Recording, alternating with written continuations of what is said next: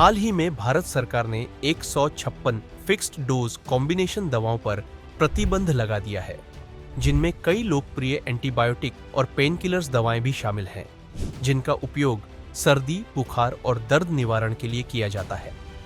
हालिया प्रतिबंध वर्ष 2018 के बाद से सबसे व्यापक कार्रवाई है। हालांकि वर्ष 2014 से अब तक 499 फिक्स्ड डोज कॉम्बिनेशन दवाओं पर प्रतिबंध लगाया जा चुका है। आइए समझते हैं कि कॉम्बिनेशन दवाएं क्या हैं और क्या वाकई में ये कारगर साबित हो सकती है। कॉम्बिनेशन या फिक्स्ड डोज कॉम्बिनेशन दवाएं वे हैं जो एक से अधिक सक्रिय फार्मास्यूटिकल अवयवों को एक ही गोली, कैप्सूल या इंजेक्शन में मिलाती है। ये कॉम्बो दवाएं रोगियों को प्रतिदिन दी जाने वाली गोलियों की संख्या को कम करने में मदद करती है, जिससे उपचार योजनाओं का पालन करना आसान हो जाता है। हालांकि ऐसे उदाहरण हैं जब इन संयोजन दवाओं में एक ऐसा घटक शामिल हो सकता है जिसकी रोगी को वास्तव में आवश्यकता नहीं होती है। उदाहरण के लिए चेस्टन कोल्ड दवा में बुखार के लिए पैरासिटामोल, एलर्जी के लिए सेट्रिजिन और बंद नाक के लिए फिनाइलफ्राइन है। हालांकि यह दवा एलर्जी से राहत के लिए बहुत अच्छी है, लेकिन किसी बैक्टीरियल इन्फेक्शन से जूझ रहे व्यक्ति के लिए सूटेबल नहीं है। तो फिर क्या होगा यदि आप इन प्रतिबंधित दवाओं में से किसी एक का सेवन कर लें?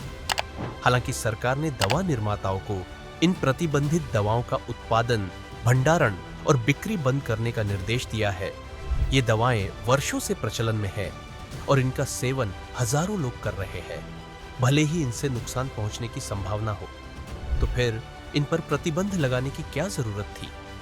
दरअसल एंटीबायोटिक दवाओं सहित अन्य कॉम्बिनेशन दवाओं पर प्रतिबंध लगा दिया गया है क्योंकि उनमें एंटीबायोटिक प्रतिरोध को बढ़ाने की क्षमता होती है, जिससे साधारण संक्रमणों के इलाज के लिए बड़ी खुराक या अधिक शक्तिशाली एंटीबायोटिक दवाओं की आवश्यकता होती है।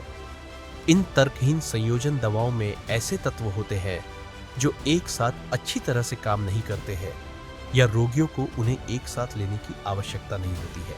आज का प्रश्न, फिक्स्ड डोज कॉम्बिनेशन दवाओं के संबंध में निम्नलिखित कथनों पर विचार करें। एक कॉम्बिनेशन दवा में 2 या अधिक सक्रिय फार्मास्यूटिकल अवयव शामिल होते हैं जो एकल खुराक के रूप में संयुक्त होते हैं। 2.